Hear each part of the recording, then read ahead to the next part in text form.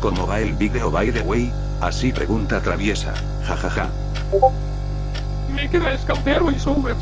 Nice. El vídeo como tal está ya preparado como base. Ahora quedan los diseñitos, voiceovers y listo. Si todo va en orden debería de estar listo para Semana Santa.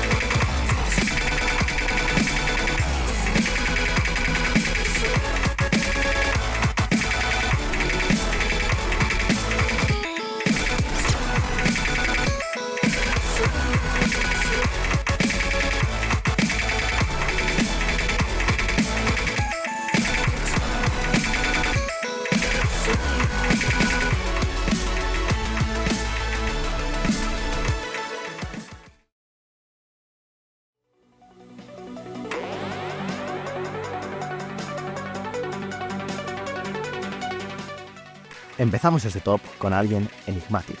Palodex era ese jugador que se hacía conocer en torneos de 5 dígitos, dominando su rango, pero que nunca terminaba de dar el salto a la escena abierta. Hasta este año, porque en 2025 dejó de ser promesa y se convirtió en un mastodonte, una auténtica apisonadora competitiva. Top 5 en la Spanish Showdown, y sí, lo repetimos, top 5 siendo prácticamente un jugador de 5 dígitos a principios de año. En 5WC sus resultados nos enseñaron más de lo que es capaz este jugador. Top 9 de Individual Performance en Qualifiers y Top 4 en Ronda 16. Como si fuera poco, decidió farmear justo hasta Rank 5000 para poder debutar en la OWC, demostrando que no era casualidad y que tenía el nivel para competir en el escenario más grande del juego. No sabemos qué tiene preparado para 2026, pero si esto ha sido su debut real en la escena nacional, lo que viene puede dar bastante miedo.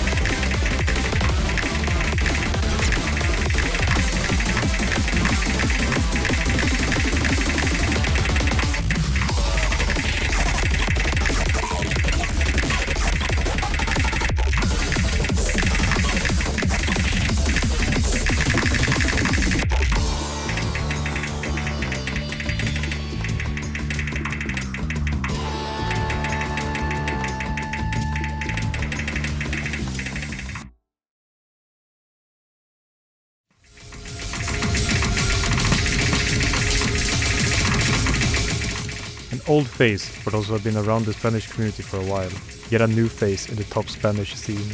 Our good old friend Baby Skilla has finally made it into a top 10 video, and it wasn't by pure chance. 2025 was the year he decided to take tournaments seriously, and the change has been noticeable. He earned his first badge in Rise to the Top, and played a key role in the Spanish roster in OWC, where his hidden hard rock skills came in clutch, serving as the team's lifeline for the Fremont picks. In solo play, he also made his mark by setting his first 700 PP play on Burn This Moment into the retina of my eye hidden hard rock, something you rarely see from the average player, demonstrating the caliber of his skills. He finished the year at rank 1500, and the next step is clear, 3 digits. And if he feels like it, learning low AR to become a true hidden player. Hopefully, the OWC staff won't find his 5-digit Smurf alt account, so he gets to play OWC again.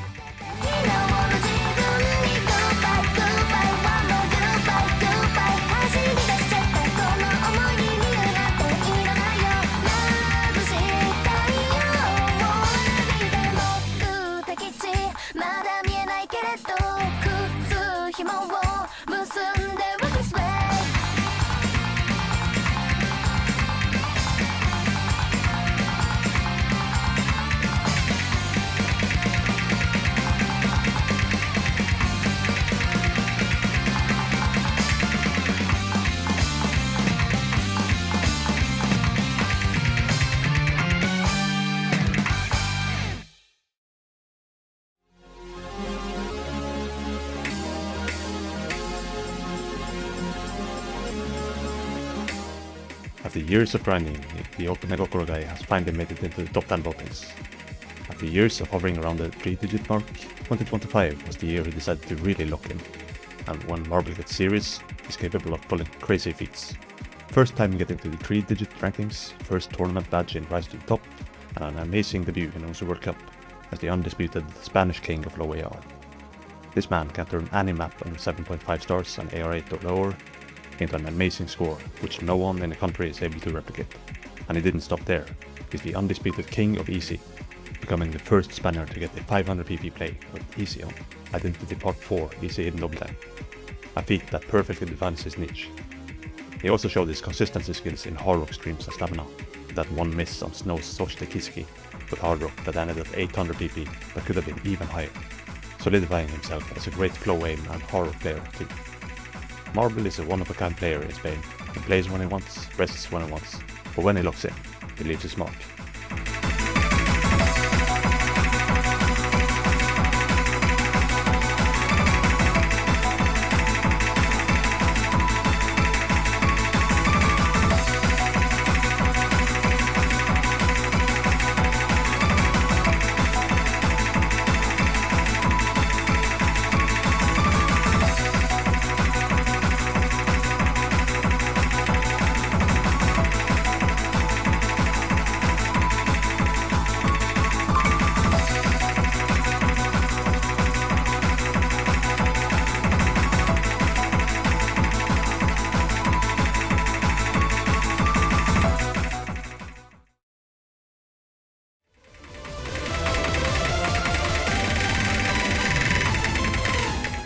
Hola, hola. Aterrizando leaderboards de mapas de 6 estrellas con DT, en el puesto número 7 tenemos a Sunred, ahora conocido como Senia Barra. A los que prestéis también atención al top de España, os sonará su rápida subida a finales de año, donde no para de sacarse una play tras otra en mapas de 9 o incluso 6 estrellas, rompiendo el top 10 nacional con facilidad y picando 659 en diciembre. Entre estas plays, algunas de las más remarcables son sus 800 pp en Age of Tyranny Plague y sus primeros 900 en Sidetrack Day. Para Sans, de 600 ppm está tirado, supongo. De hecho, se da también que incluso puede jugar perfectamente mapas de aim de 300 altos y ya, para acabar de comer otro skillset, también puede jugar a R11. Déjanos a los demás, ¿no? Tiene pinta que los 1000 pp son solo cuestión de tiempo y si rankean Rage ya saber qué locura le hará.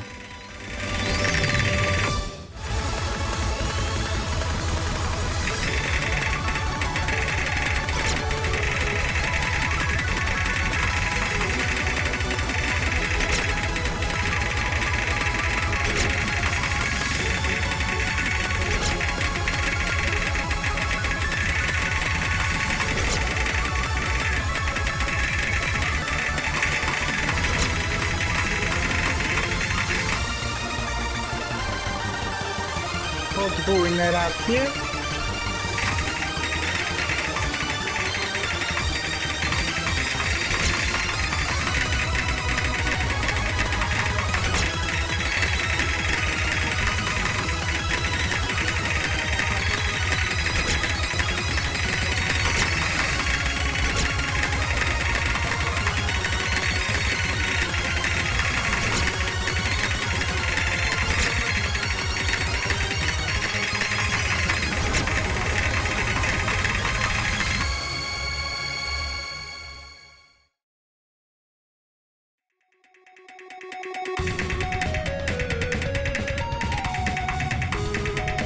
Bairechu volvió a hacer lo que mejor sabe hacer, aparecer, reventar el ranking y desaparecer durante meses, pero este año lo hizo mejor que nunca. Dejó atrás su papel de gatekeeper de 3 dígitos y se fue hasta top 500 a base de una farmeada tremenda. FC en Last Goodbye, choke en Wizards Towers que habría sido 1025 pp, teniendo el PP record de la Comunidad Valenciana durante unos meses y siendo esta una cifra que ya empieza a sonar a locura dentro del panorama nacional. También consiguió su primera badge en Race to the Top, demostrando que el tío sabe cosas a la hora de jugar torneos. Ahora mismo está fuera de la escena estándar, descansando y pasándoselo bien, o eso queremos creer, pero si algo hemos aprendido es que cuando Bairechu vuelve, siempre vuelve más fuerte que antes. Eso sí, a ver si cuando vuelva no tira FF porque el Nomo 2 no tiene streams. Bairechu.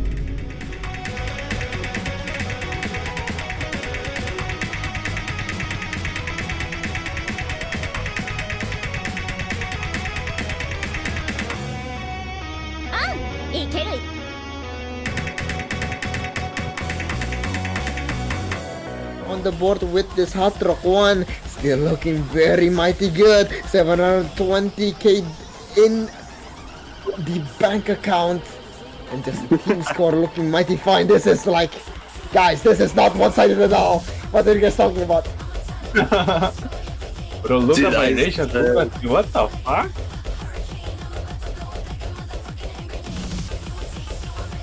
Okay, never mind. Bairechu is kinda goating right now. What is he doing? The dominance! Okay, we're drawing squares back into the kindergarten. Okay, he's the smartest toddler in class. 700 combo. Okay. What? Calm down, baby. Calm down. Take it slow. It's only the. Okay, sure, dude. Yeah, my bad. All right, he took.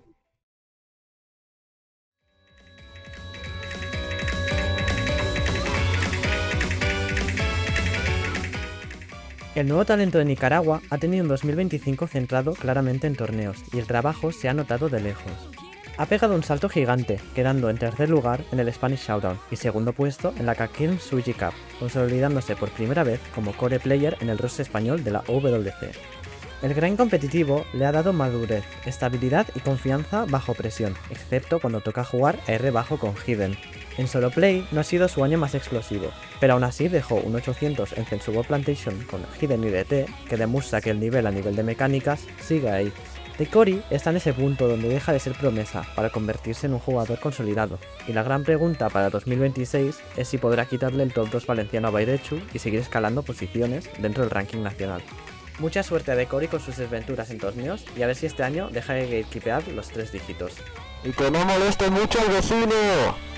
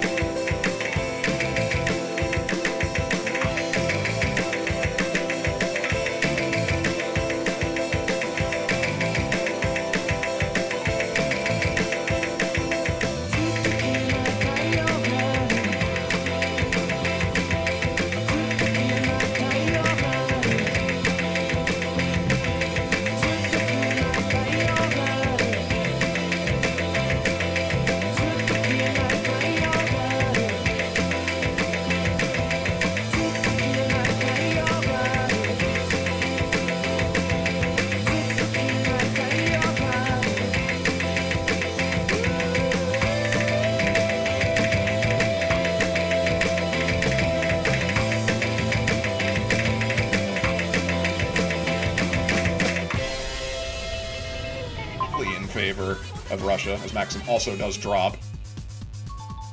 Yeah, and here's where the nerves might come in for a Dekori. I believe their first year on the Spanish roster going against Gamer. Both of the FCs, 280k score divides them, but that can shrink real fast on this DT multiplier.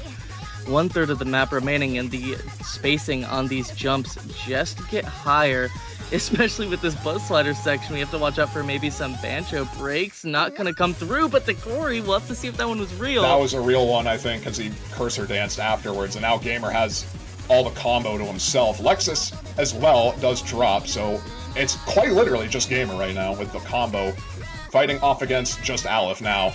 And this could be very dicey if Gamer hits this last jump section. This will shift immediately over. Nope, never mind. There it goes. Goodbye. And I think even with the slight recovery combos from Russia, this should still be, I think, a Spanish point on the board for them. Yeah, it should be. That break from Aleph makes it close, but I believe combos are just even enough. Maybe it's like a 200 combo dip. Oh, no, break. definitely Okay, is. there we go. That break from Welter is going to seal the deal. Spain with their first point being a break point. Russia picking into the double time once more, not gonna prevail this time around, as Spain proved themselves to be the stronger DT1 team.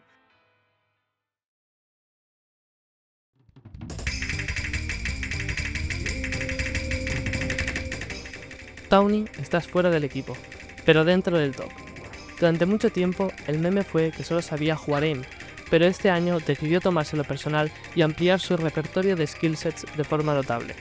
Los reworks lo bajaron casi hasta el top 900, pero lejos de rendirse, consiguió remontar hasta el top 600. Sus primeros 900 PP en Valor Against All Odds marcaron un antes y un después, y sí, todo gracias a su nuevo monitor, obviamente. Sin embargo, lo más importante fue su crecimiento competitivo. Pasó de ser un principiante en torneos a convertirse en un jugador clave para el equipo español de la OWC, salvando al roster de todos los picks más difíciles en términos de mecánicas, sobre todo con el tapping siendo el skillset que más jugadores tienen miedo. Desgraciadamente, a Tawny lo van a volver a crucificar en los próximos reworks, pero de algo que sabemos de otras veces es que eso no le va a impedir que él siga buscando la perfección como jugador y volver a llegar a donde estaba en su anterior picker rank. Muchos ánimos, Tawny.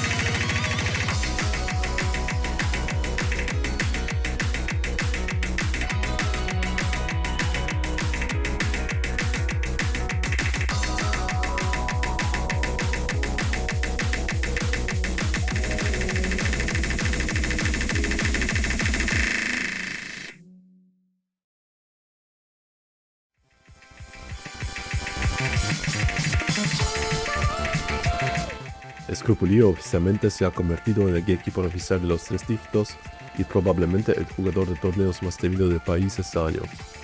Ganador de SkyTN's Rhythm Evolution Cup, ganador de Rise to the Top y segundo en Spanish Showdown, y múltiples apariencias en torneos de alto nivel. Y también cabe destacar que quedó top 5 performer en las clasificatorias de la 4WC. Este chaval ha demostrado que los torneos son lo suyo, sobre todo demostrando al mundo su destreza como all-rounder en la OWC, siendo parte del roster core. Eso sí, si hablamos de solo play. Iba a farmear Emerald. Y lo único que ha farmeado ha sido matchclass en torneos porque su rank está más bajo que cuando empezó el año, así que el meme de Direnka asqueroso sigue más vivo que nunca. Aún así, eso no quita de lado que se sacó unos scores que pocos en el país han llegado a igualar. 2 meses en Yomiuri, el mejor Mizcon de España, siendo a 848 PPFFC, y por si fuera poco, un score en hepta formando DualShock 4, demostrando que hará literalmente cualquier cosa menos farmear. Si Screpulio quisiera farmear con las mismas ganas que se va al arcade para jugar en The Groove, gastándose todos sus ahorros, podría dar la cara a nivel internacional como un jugador más allá del top 500, pero por ahora se conforma jugando torneos cuando le da la gana. Con suerte, en el verano de 2026 farmeará aunque sea un poco. Vale, gracias.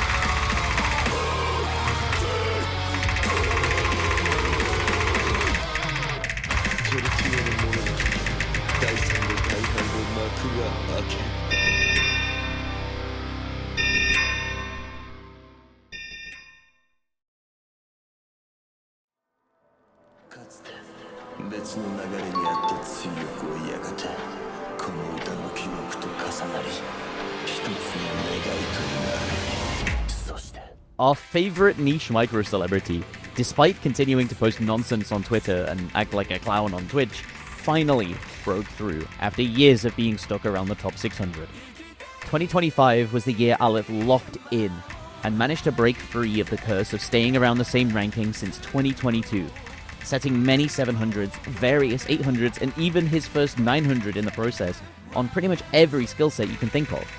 He's also seen notable improvement in tournaments, highlighted by his victory in the Duos Platonicos tournament, and even though he trolled massively in Spanish Showdown, his words not mine, he decided to redeem himself in the best possible way, by being the MVP of the Spanish national team in the OSU World Cup, showing the world that he shouldn't be reduced to the content he posts on social media. Aleph this year has racked up unique hidden-only scores on Laser.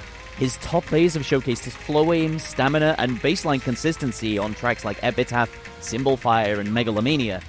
And he's continued to improve his huge tenacity on notoriously difficult finger control maps, including Huan Shangshang Di Tao Guangbo Tisao, Kumikyoku Niko Nikodoga, and Tweaker. Hidden Merchant, Tournament Tapping Abuser, and a personal all-time peak rank. Something clicked this year for Aleph, and he's now one of the notable up-and-comers in the community. I'm incredibly excited to watch him progress in 2026, and similarly looking forward to whatever he has planned when he finally lands the big 1K.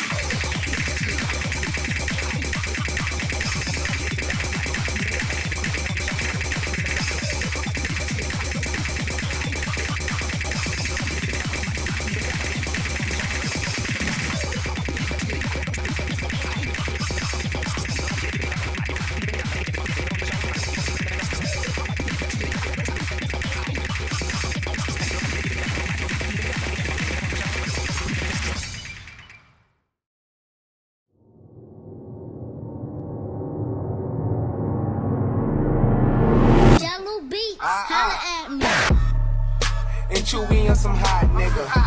Like I told Tish, I see when I shot niggas. Like you seen him twirl, then he drop, nigga. And we keep the mind millies on my block, nigga.